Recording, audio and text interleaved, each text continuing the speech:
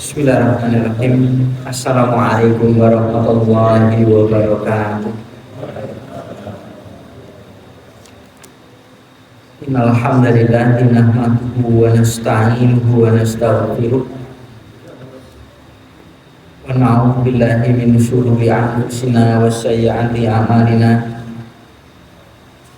Man yahdihillahu fala mudilla lahu wa man yudlil fala hadiya lahu. Asyhadu an la ilaha illallah wa asyhadu anna Muhammadan abduhu wa rasuluh. Allahumma sholli ala Muhammad wa ala ali Muhammad amma ba'd.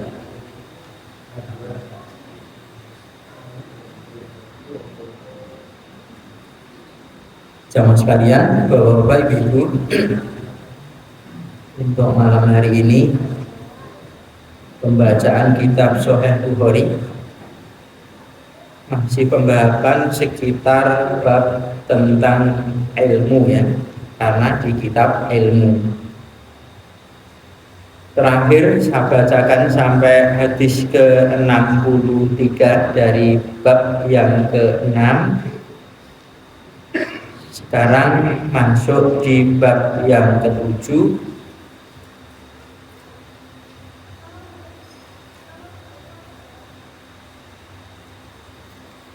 Babu ma yudkaru fil munawalati, bab apa yang disebut pada al munawalah. Munawalah itu adalah ya penyaran ilmu seorang guru kepada murid. Jadi guru mengajarkan kepada murid, kemudian guru tadi menguji ke murid tadi, terus guru ini memberikan semacam rekomendasi kelulusan. Dia sudah layak untuk menguasai ilmu yang disampaikan oleh guru tadi, atau kalau sekarang mungkin ya semacam ijazah kali, ijazah bahwasanya murid ini sudah menguasai ilmu yang disampaikan oleh guru. Ini namanya al-munawalah. Wa kitab ya ahli ilmi bil ilmi ilal buldani. Kemudian penulisan surat pada ahli ilmi ya, orang yang mempunyai ilmu, bil ilmi dengan ilmu orang ahli ilmu tadi, ilal buldani ditujukan atau kepada beberapa negara, buldan, beberapa atau bangsa-bangsa gitu ya. Jadi seorang yang punya ilmu, dia menulis ilmunya, kemudian ditujukan atau dikirimkan kepada beberapa negara. Nah ini termasuk orang yang menyebarkan ilmu. Jadi jenengan menulis surat kepada seseorang, intinya aturan-aturan Islam itu sudah mengajarkan ilmu. Atau sekarang lebih mudah lagi, WA, ada masalah kemudian dijawab dengan WA-nya. Maka ini termasuk, nah, makanya ilmu itu tidak hanya berhadapan. Kalau menurut ini, karena nanti akan, apalagi dulu ya, agak sulit. Nah, maka pendapatnya Imam Bukhari yang jika bab ini orang menulis surat soal tentang ilmu yang dia kuasai kepada orang lain itu termasuk orang yang mengajarkan ilmu, itu nanti masuk. Waqala ibnu Anas bin Malikin, dan berkatalah si Anas bin Malik, nasakha Utsman bin Affan. Jadi Utsman bin Affan itu menulis al-musakhifah, mushaf atau lembaran-lembaran yang dimaksud adalah pengumpulan penulisan mushaf Al-Quran. Faba'atsa biha, maka si Utsman tadi mengirim atau mengutus biha dengan lembaran-lembaran mushaf tadi ilal afaqi, sampai ke ufuk, sampai ke ujung-ujung, sampai ke pelosok-pelosok lah bahasa kita. Jadi Utsman yang mengawali. Sebetulnya penulisan mushaf Al-Quran ini sudah digagas di masa Umar bin Khattab. Sudah disetujui ini beberapa sahabat-sahabat terkemuka, cuman belum terrealisasi. Kemudian di masa Utsman barulah Al-Quran ini ditulis, kemudian dikumpulkan beberapa sahabat yang punya tulisan ini, tulisan ini, disuruh mengumpulkan, maka terjadilah mushaf yang ada pada kita ini, maka disebut mushaf Utsmani, karena memang ditulis di zaman atau di masa Utsman bin Affan. Begitu ceritanya. Nah, termasuk seperti itu juga mengajarkan daripada ilmu. Sudah orang menebarkan ilmu, menulis Al-Quran kemudian disampaikan kepada pelosok-pelosok yang belum ada. Waro'a Abdullah bin Umar, dan berpendapatlah si Abdullah bin Umar, anaknya Pak Umar. Si Abdullah ini punya pendapat. Wa Yahya ibnu Sa'idin, dan juga Yahya ibnu Sa'idin juga berpendapat. Wa Malik bin Anasin, dan Malik ibnu Anas juga berpendapat. Dzalika jaizan, yang sedemikian itu boleh, artinya boleh dikatakan sebagai seorang yang mengajarkan ilmu walaupun tidak langsung lewat tulisan ya. Maka tulisan dengan omongan itu dihukumi sama. Tapi bagaimana kalau orang sholat kemudian HP-nya bunyi, tidak ngomong, dia jawab gitu loh. Aku kan tidak ngomong lah itu loh. Maka sudah tepat ya di masjid-masjid sekarang kalau HP-nya mohon dimatikan, bukan hanya di silent tapi dimatikan HP-nya, bukan orangnya. Dimatikan. Ketika di masjid dia ada ganggu pas sholat, jadi nggak khusyuk. Lalu diambil terus dijawab, akan tidak ngomong saya. Oh ya begitu. Nah, kalau yang terjadi itu adalah tulisan itu ya sama dengan omongan, munek-munek ke wong lah. Orang ngomongnya lewat tulisan ya sama, kena hukum.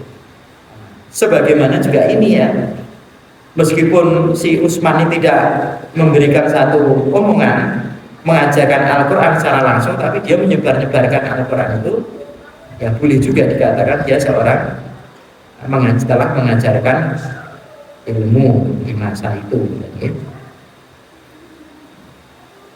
Wahtaja ba'dul ahli Hijaz, dan berhujahlah sebagian ahli Hijaz ya, orang Hijaz sana itu berhujah atau berpendapat atau berdalil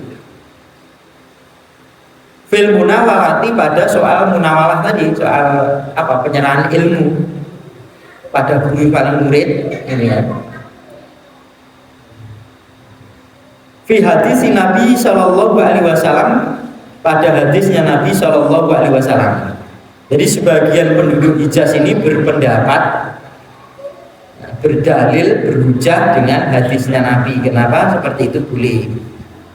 Pengiriman surat sudah dikatakan orang mengajarkan ilmu.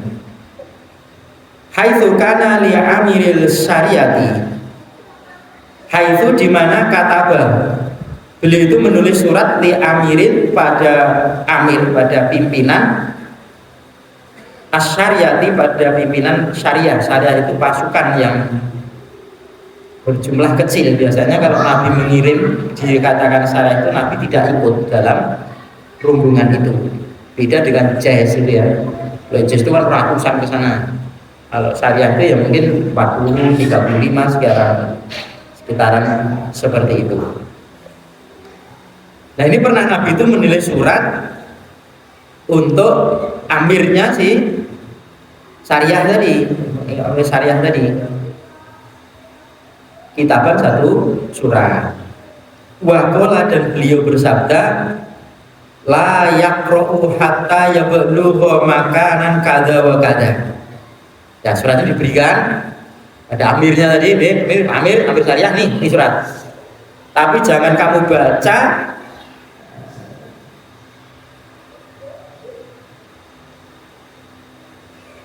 sehingga kamu itu telah sampai di tempat begini ya begini.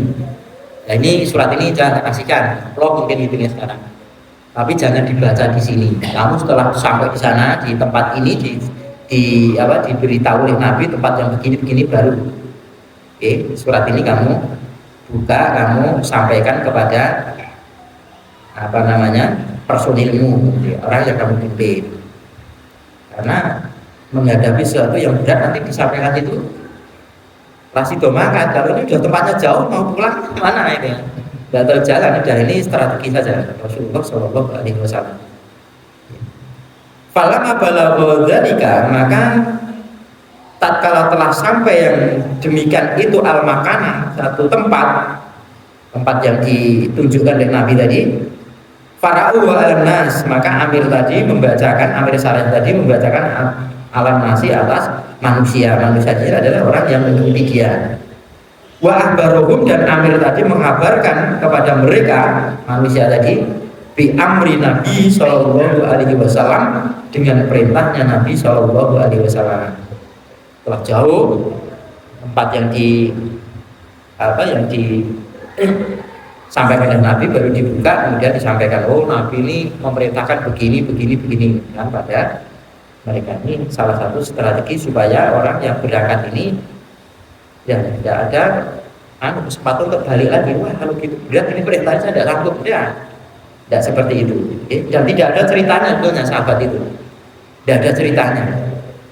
Diperintah oleh Nabi pun tidak diperintah saja, dia meminta-minta pada Rasulullah waktunya, pada diperintah. Tidak ada, cuma Nabi berjaga-jaga kan, seperti itu. Ini babnya, bab panjang ya babnya. Kemudian hadis yang ke-64, haddatsana Ismail bin Abdullah qala haddatsani Ibrahim bin Sa'idin an Shalihin an ibn Shihabin an Ubaidillah bin Abdullah bin Utbah bin Mas'udin anak Abdullah bin Abbas, bahwasanya Abdullah bin Abbas ahbarohu, dia telah mengkabarkannya kepada si Utbah bin Mas'ud, murid dia, anna Rasulullah Sallallahu Alaihi Wasallam, bahwasanya Nabi Sallallahu Alaihi Wasallam ba'atha bi kitabihi rojulan. Bahasa Nabi itu mengutus atau mengirim bi kitabihi dengan suratnya rojulan kepada seseorang. Wa amarahu, dan beliau memerintahkan an yadfa'ahu, bahwasanya surat tadi diserahkannya ila adhimil bahraini, diserahkan kepada pembesar Bahrain. Bahr itu kan artinya kan laut. Bahrain ini berarti dua laut. Jadi yang menguasai atau desa, kampung yang menguasai pertemunya dua laut. Jadi laut ini kalau kita tempuan air gitu ya, kita menguasai di situ. Ini yang saya tahu adalah Abdullah ibnu Hudafa. Oke. Kenapa nih? Jangan ngaji udah. Oke. Dan gitu. Pengajar Allah. Nah, kemudian fadafa'ahu, maka menyerahkannya Azimul Bahraini kepada pembesar Bahrain, ila Kisra, kepada Kisra. Kisra ini raja Persia, raja Persia.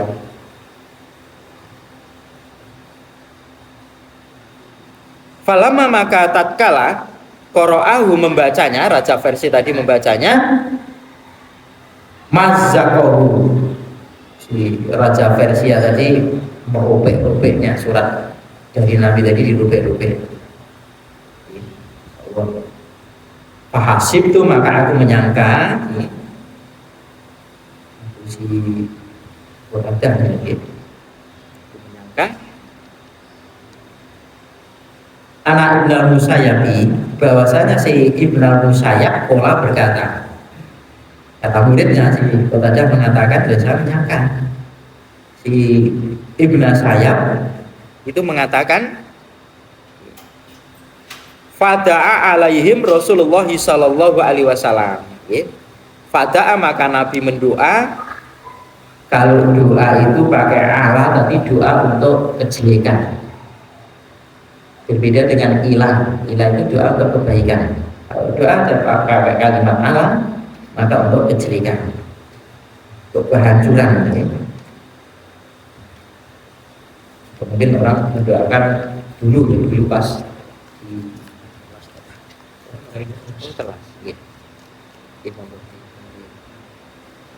dulu di masa Gubernur Ahok itu pernah melecehkan agama Islam, ya, menuding agama Islam itu salah satu termasuk Habib Rizik itu dia tidak segan-segan mendoakan Allahumma alaika bi apani Ahok. Bahkan bukan itu saja, wal muzaroi wal kubaroi, terus didoakan minal azab ya sana, ya tidak. Karena Allah itu bukan.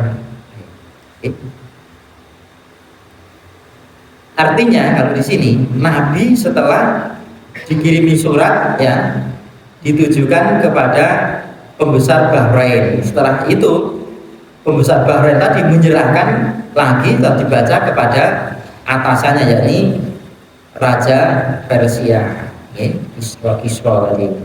Wah, ternyata surat dari Nabi ini bukannya dibaca tapi diubek-ubek. Nah, kemudian pada alaihim Rasulullah SAW, Nabi mendoa akan keburukan atau kejelekan. Jadi mendoa kejelekan atas mereka Rasulullah SAW. Artinya Rasulullah SAW mendoakan keburukan kepada Raja Persia yang merubek-rubek suratnya Nabi tadi.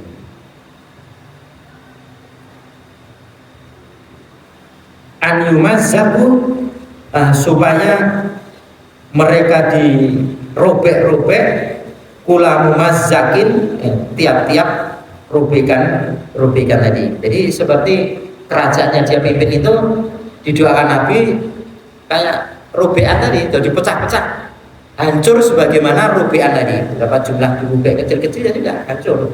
Jadi kan betul di zaman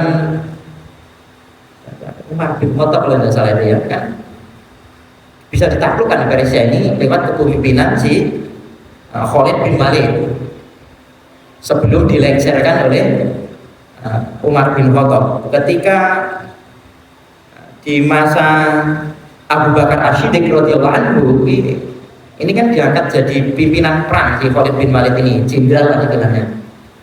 Tapi begitu masa kepemimpinan beberapa saat kemudian si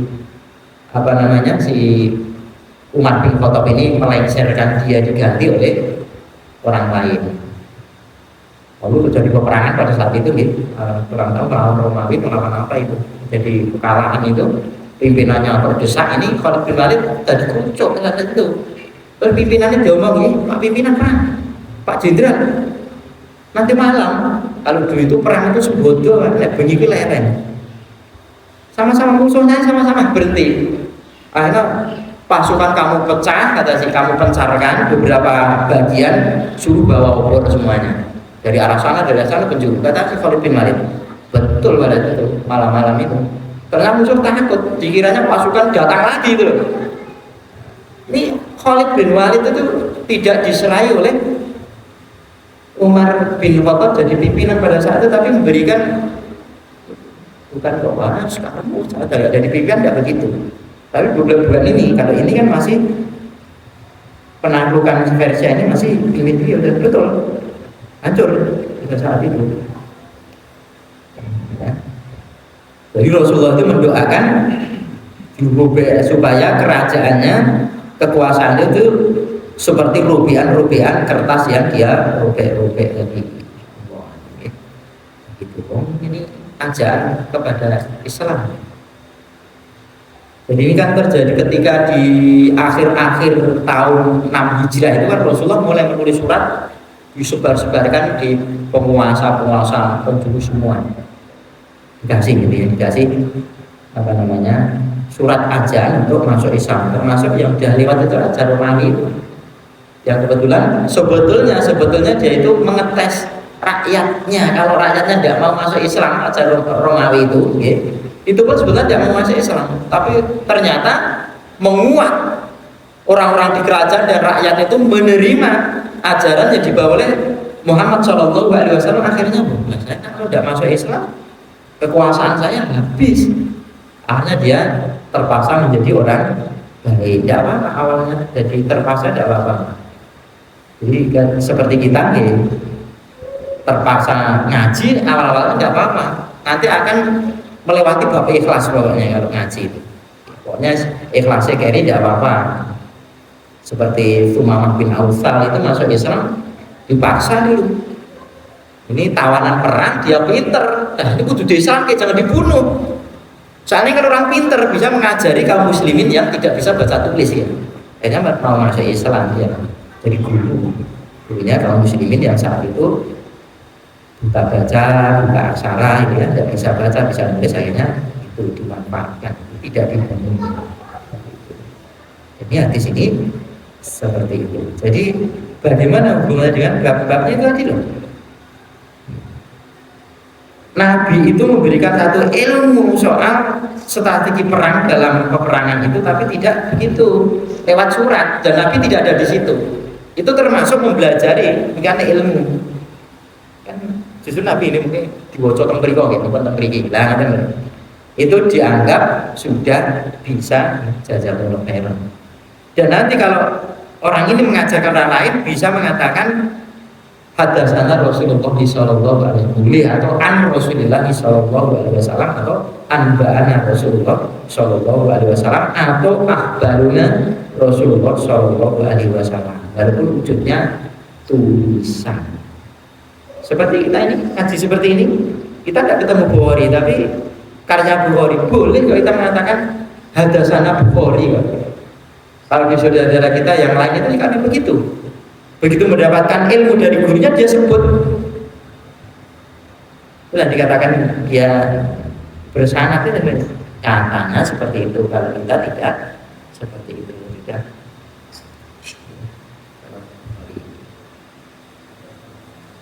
Jadi kalau Nabi saja berdakwah ini pernah dibegitukan ya, apalagi kita. Jadi yang namanya orang berhasil dalam berdakwah itu bukan kita menggawa terus orang ikut semua itu berhasil, tidak begitu. Itu termasuk berhasil. Orang yang berhasil dalam dakwahnya itu adalah seseorang pendakwah itu sudah menyampaikan syariat Islam, menyampaikan kitab Allah ataupun dengan sunnah itu kepada mereka. Itu sudah berhasil. Mau dan tidak itu urusannya Allah. Nah, maka Rasulullah sendiri ya mensabdakan balighul ani walau ayat. Pokoknya dapat satu ayat sampaikan. Urusan mau tidak mau urusan Allah Ta'ala. Jadi kalau sudah menyampaikan berarti kita sudah lepas ilmu yang ada pada kita ini. Tidak ada tanggungan. 65 hadis 65. Hadatsana Muhammad bin Muqatil Abul Hasani Al-Marwazi akhbarona Abdullah. Qala berkata Abdullah akhbarona Subbatu an Qatadata an Anas bin Malikin qala berkatalah si Anas bin Malik kata Nabi sallallahu alaihi wasallam, menulis Nabi sallallahu alaihi wasallam kitaban suatu surat au aroda an yaktuba atau berkeinginan dia itu untuk menulis surat.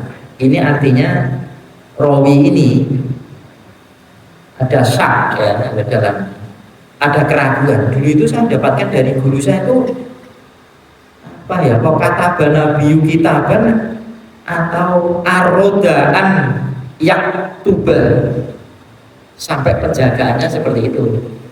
Lupa, ini disampaikan semua biar tidak berkata bohong, maksudnya begitu. Saya kok lupa ingat, maka disampaikan ditulis sini semuanya. Kila dikatakan lagu kepada beliau, innahum la yaqra'una kitaban illa mahtuman. Dikatakan pada beliau, ya Rasulullah, sesungguhnya mereka orang-orang yang kamu kirimi surat itu, mereka tidak mau membaca Rasulullah surat engkau kecuali dengan dipakai kop. Kalau sekarang pakai stempel lah bahasanya, pakai stempel, kan kop stempel gitu. Kecuali dengan pakai stempel. Tapi ya apa-apa, surat pakai stempel itu jangan malam surat sak-sai, jangan kalau kepada orang penting. Terus gini wae lah rasa opo lah dapat. Kalau memang itu diperlukan, mintanya dia itu atau sebab dibacanya surat itu dengan pakai itu tidak apa-apa. Rasulullah ingin menulis surat kepada beberapa pembesar-pembesar maksudnya. Kemudian diberitahu, ya Rasulullah, orang-orang itu tidak mau membaca suratmu Rasulullah kecuali surat resmi, ada stempelnya itu, ada stempelnya. Fattakhudha khotaman min fiddatin. Kemudian Nabi itu membuat cincin terbuat dari fiddah, dari fiddah itu perak. Jadi hadis ini turun sebelum larangan memakai perak dan emas itu. Nabi membuat cincin dari perak yaksu yang terukir. Yaksu itu ada bentukannya ini, terukir. Ukirannya itu Muhammadun Rasulullah SAW. Jadi memakai cincin dari perak kemudian diukir tulisannya Rasulullah. Jadi itu tempel. Jadi Nabi pakai cincin itu, pakai akik biasanya gitu. Ada tulisannya tapi akiknya di sini, bukan di sini. Jadi Nabi ada mana? Stempel. Mana lagi? Stempel lagi. Mana lagi? Stempel lagi. Jadi itu bukan begini, tapi maka satu penyataan ngangge akik ngangge jam itu jamnya terberi gini. Betul lah. Akiknya terberi gini.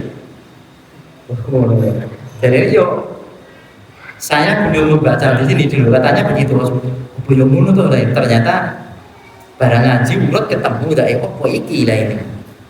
Nanti kita di di Fathul Bari itu nanti akan kita temukan bagaimana caranya memakai inilah. Nabi kan fungsinya untuk stempel lah, jadi pakai akik orang gitu stempel di padang dengan stempel. Lagu jam itu lagi reposo lah yang ada.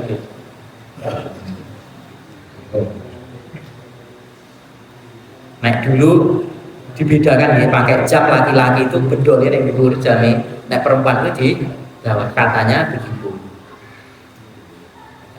Wow,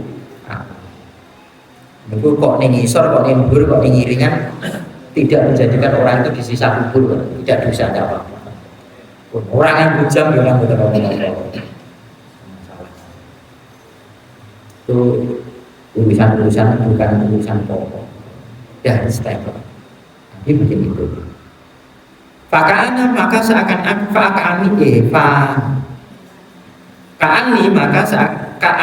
maka seakan-akan bahwasanya aku itu anduru, aku tuh melihat ilabaya di pada putihnya fiyadi pada yadi pada tangannya Nabi. Saya melihat ya kata si Subah ini, jadi Subah itu mengatakan saya melihat putih di tangannya Nabi, ya itu perak tadi. Fakultu maka aku berkata si Subah di kota data kepada kota data. Jadi si Subah ini ceritanya bertahun-tahun belajar hadis sampai sekarang itu kepada si kota data. Jadi kota data ini gurunya si Subah. Dan dia berkata ya, guru kata Subah. Man qala yaksuhu Muhammadun Rasulullah sallallahu alaihi wasallam. Pak Qatadah, hai guru, karena hai ustaz, siapa yang mengatakan ukirannya cincinnya Nabi itu ada tulisan Muhammad Rasulullah? Siapa sih ngomong ngoten niku? Kala berkata si Qatadah, Anas ini Anas bin Malik. Anas bin Malik ini adalah anak tirinya si yang punya kebun beruhan itu, orang kayanya Madinah itu.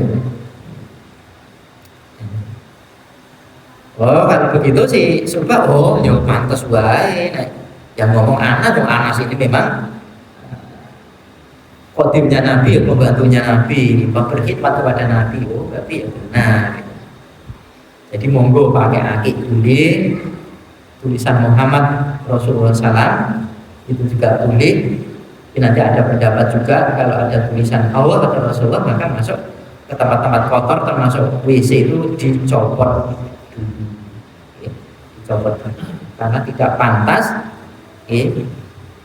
kalimat-kalimat yang mulia, kalimat Allah, kalimat Rasulullah ini dibawa ke tempat yang tidak baik. Di hadis yang ke-65 masih ada hubungan dengan bab yang ada ini dengan penulisan surat. Jadi surat ini boleh monggo sekalian kalau memang pakai. Sekarang kan tanpa hukum pakai kop, pakai stempel itu malu. Kalau memang itu menjadikan syarat untuk bisa dibaca, tidak apa-apa, itu tidak urusan. Bukan bid'ah, bukan. Ya bid'ah, tapi bukan bid'ah yang menjadikan orang itu dosa, tidak. Bukan dikit-dikit bid'ah, dulalah tu finnar, bukan itu. Ya. Artinya kalau hal semacam itu boleh saja. Bahkan ya malah Rasul melakukan juga kok supaya dibaca oleh mereka. Yang penting kan apa yang disampaikan itu terbaca Rasulullah itu. Mau tidak bukan urusan ada yang dirobek-robek kalian seperti ini. Maka kalau kita mau berdakwah lewat surat, mumpung ada ini HP ini jangan sia-siakan. Jangan sampai di game dan sebagainya. Jangan. Di jari-jari kita itu menjadikan kebaikan untuk orang lain, manfaat. Orang yang baik itu adalah orang yang bermanfaat bagi orang lain yang gitu. Bab lagi dong ini. Bab yang ke-8, bab man qa'ada haitsu yantahi, bab orang yang duduk di mana dia berhenti.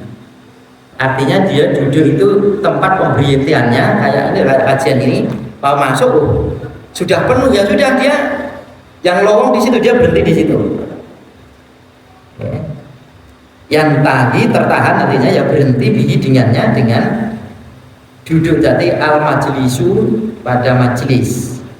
Jadi orang itu di majlis kemudian dia masuk, pemberhentian dia itu tempat berhenti dia itu di tempat itu karena yang kosong tempatnya sudah penuh lah misalnya masjid ini penuh adanya ya udah dia duduk di situ. Wa man ro'a, dan orang yang melihat furjatan kelonggaran fil halqati pada kalangan halakoh itu halakoh ya sudah ya halakoh ini fajalasa, maka dia duduk fiha padanya, pada tempat yang longgar tadi di halakoh. Halakoh itu ya lingkaran-lingkaran dalam kajian, itu namanya halakoh. Jadi ada orang yang melihat aduh di situ kok masih longgar, dia bisa duduk di situ, terkecuali misalkan nih Pak Rakno ini duduk di sini adalah izin medal, ini tidak boleh diduduki orang lain kecuali izin Pak Rakno panggilan jenengan kalau linggi baru sampai segitulah yang menghormati ini muslimin ini insyaallah tempat duduk. Maka kehormatan seorang muslim itu dijaga, jangankan orang tempat duduknya dia tinggalkan nanti akan kembali, tidak boleh kecuali sholat ya harus tinggoni mah atau menteni kok tinggoni sing batal ya mau enggak. Karena ada urusannya dengan meluruskan ataupun merapatkan sholat. Kalau tinggal kan rendah. 66 hadasana Ismailu qala hadasana Malikun an Ishaq bin Abdullah ibni Abi Tolha. Oh, di Abi Tolha bapak Anas tadi, bapak angkatnya Anas tadi. Anak Abu Murrah, bahwasanya Abu Murrah Maula Aqil bin Abi Thalib. Ya, itu adalah Maula itu bekas budaknya Aqil ibni Abi Thalib, anaknya Abi Thalib. Dan ini saudaranya Ali. Aqil ini yang saya tahu masih atau lebih benar kakaknya tuh Aqil ini. Aqil ini. Jadi si Murrah ini adalah bekas budaknya Aqil. Aqil ini anaknya Abi Thalib. Ini saudaranya Ali, menantunya Nabi. Ali juga bin Abi Thalib, saudara Aqil ini juga bin Abi Thalib. Ahbarahu, dia mengkabarkan anak Abi bahwasanya an Abi Waqidil Laitsi, dari Abi Waqid Al-Laits, anna Rasulullah sallallahu alaihi wasallam, bahwasanya Rasulullah sallallahu alaihi wasallam bainama tatkala beliau Nabi, dia Nabi itu jadi duduk fil masjid, di dalam masjid, wanasu, sedangkan orang banyak itu ma'ahu, bersama beliau. Jadi Nabi di masjid, dalam masjid, kemudian orang banyak itu mengumpuli beliau, menyampaikan ilmu kepada orang banyak. Sini artinya para sahabat. Tiba-tiba akbala salah satu nafarin, tiba-tiba datanglah 3 orang, ada 3 orang. Jadi Nabi menyampaikan ilmu, ngaji seperti ini, kata ini bahasanya. Terus ada orang 3 masuk, datang 3 masuk. Fa'aqbala isnani ila Rasulillah sallallahu alaihi wasallam wa dhahaba waqtu. 2 orang itu menuju kepada Nabi, artinya masuk, maju menuju Nabi, artinya ikut ngaji. Wa dhahaba waqtu, dan yang satu itu pergi. Bone wis kebaes melu ngaji ya. Kami mirke Nabi dan yang satu ini, yang 2 ini masih ikut di sana menuju Nabi, artinya ikut ngaji bersama Nabi. Yang satu pergi. Kalau berkatalah si Sinten wae Abi Waqid Al-Laits, ya, Al-Laits yang berkata, fawaqona, maka mendapati, fawaqona, maka 2 orang tadi mendapati ala Rasulillah sallallahu alaihi wasallam. Artinya 2 orang tadi Waqafanya berhenti, bukan dalam ini. Waqafanya berhenti. Oh, berhenti. Dia berhenti pada Nabi, dia berhenti ikut ngaji bersama Nabi. Fa'amma ahaduhuma, maka salah satu dari keduanya yang masuk tadi ngaji bersama Nabi tadi, faro'a furjatan fil halaqati. Dia melihat, oh, sana ada cara lagi. Dia maju. Salah satunya, dia kan tadi 2 orang maju, 2 orang masuk ikut ngaji Nabi, tapi salah satu dari 2 tadi melihat, oh, di sana ada celah lebih dekat dari Nabi, dia masuk. Nah, dia mendekat pada Nabi. Dan Nabi masuk ke halaqah tadi. Fajalasa fiha, maka dia duduk fiha padanya, pada tempat yang kosong tadi, masih purjatan tadi kosong, lebih dekat pada Nabi. Satu dekat Nabi, tapi tidak dekat, sama-sama ngaji. Wa amal akharu, maka ada pun yang lain, yang satunya tadi fajalasa khalfahu, maka dia duduk di belakangnya, di belakang orang tadi. Dia bisa, satu bisa maju dekat sama Rasulullah, yang satu di belakangnya. Artinya kan begitu ya, adab dalam mengaji kan begitu, cara menuntut ilmu itu lebih dekat lebih baik sebetulnya fadilahnya. Dan itu dicontohkan oleh Rasul ketika si Jibril itu datang mau mengajarkan ilmu itu, bagaimana Nabi itu mendekat sampai lututnya Jibril sama lututnya Nabi itu gaduh, lebih dekat. Nah, ini sahabat juga begitu, mendekat. Semakin dekat dengan semakin baik. Maka salah satu dia, oh, sana masih longgar, orang masuk tadi mendekat lagi, ya, duduk di sana. Wa amma akharu, maka yang lain duduk di belakang tadi. Wa amma thalithu, dan adapun yang orang yang ketiga tadi, fa'at baru, maka dia membelakang. Dahiban, maka dia pergi. Kan tadi 3 orang. Orang yang ketiga harus hibrid, lungo lah jadi. Lungo. Terus harus semuanya kebak. Falama faroh Rasulullah Sallallahu Alaihi Wasallam pola. Maka tatkala Nabi selesai memberikan kajian kepada sahabat, beliau bersabda, "Ala ukhbirukum, maukah aku kabarkan kepada kalian anina farisalasatin dari 3 orang tadi yang datang tadi 3 orang, ama ahaduhum, maka adapun salah satu dari mereka fa'awahu, maka dia menuju ilallahi, kepada Allah. Fa'awahu, maka Allah itu menuju kepada fa'awahu, maka Allah pun menuju kepada mereka. Fa'awa ini bisa menuju, bisa apa namanya, berlindung.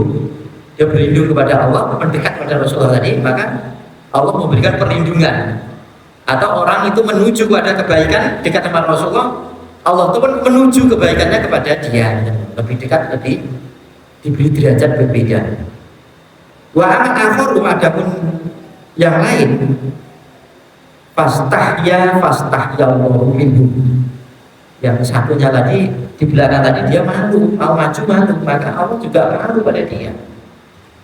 Ya, ilmunya dia cari ilmu kok malu, ya Allah yang memberikan ilmu juga malu-malu, kan artinya kan begitu ya, semuanya. Maka lebih dekat kepada orang menyampaikan akan lebih baik, apalagi ini Rasulullah SAW. Wa amma akharu, adapun yang lain, yang orang ketiga tadi, fa'arodo, maka dia berpaling.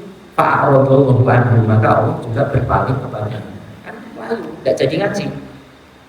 Dia berpaling dari Allah, maka Allah pun berpaling dari dia dan ditinggalkan oleh Allah. Falam mazalu Allah.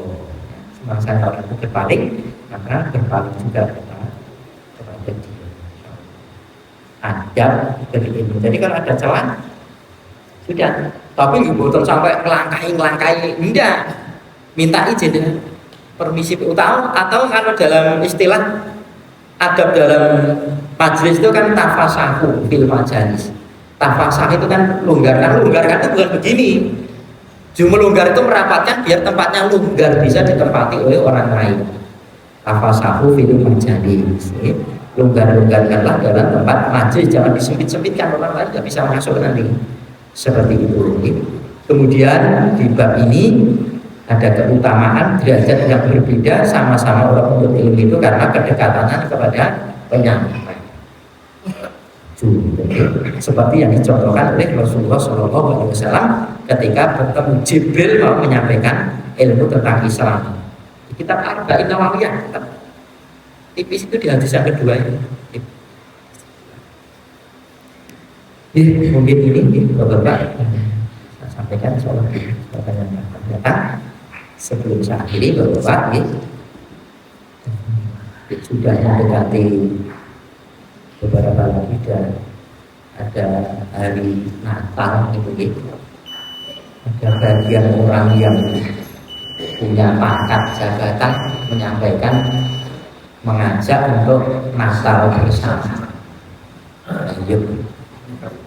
Bapak, Ibu, mengucapkan selamat hari Natal itu hukumnya haram. Dia tidak paham Natal itu apa. Hari Natal itu adalah hari kelahiran Tuhan Yesus buat mereka. Jadi kalau kita mengucapkan selamat hari Natal tadi, selamat telah lahir Tuhan. Ya syirik juga kan. Bisa menggugurkan amalan kita. Orang tidak memahami, akhirnya aku ucapkan hari Natal juga jadi wong Kristen. Bukan kok jadi wong Kristen dah. Apa yang dia ucapkan tidak sederhana, tapi bahwa dampak amalan kita bisa. Maka jangan ditanyakan ke saya, tak bagaimana hukumnya orang jualan trompet? Jangan. Trompet itu dilarang ini. Itu kebudayaan orang Yahudi, kita ikut-ikutan. Ini janganlah. Apalagi perayaan tahun baru, ganti tahun ngopo atau dilayani. Jadi ini apa nih? Gua gak banget ganti dino terus aku bisa dewe lah itu. Terus ngopo? Ya Allah, mungkin tidak ada keberuntungan, apalagi ini di bulan Rajab ini sahabat itu walaupun hadisnya dhaif tapi tidak bertentangan dengan hadis yang sahih gitu, tentang doa-doa di bulan Rajab ini supaya diberkahi bulan Rajab, bulan Sa'ban, kemudian wabalighna Ramadan supaya disampaikan bulan Ramadan. Artinya kalau bulan Rajab ini berkah, bulan Sa'ban berkah, lumpuk-lumpuk dipolke untuk kebaikannya di bulan Ramadan.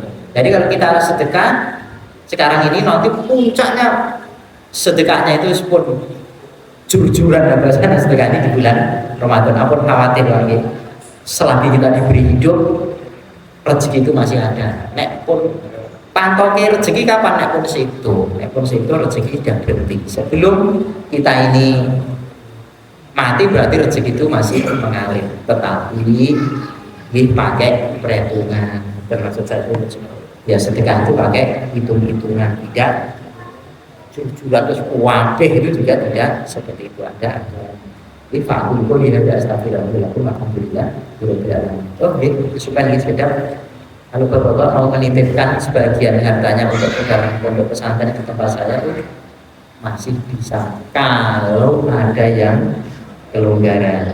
Bapak yang sudah ikut andil memberikan harga murah ataupun memberikan soal hal yang lain termasuk kayu dan sebagainya, tidak saya sebutkan jasa khairan Bapak yang sudah ikut andil dalam hal ini sedekah jariah. Pak Abu, Assalamualaikum warahmatullahi wabarakatuh.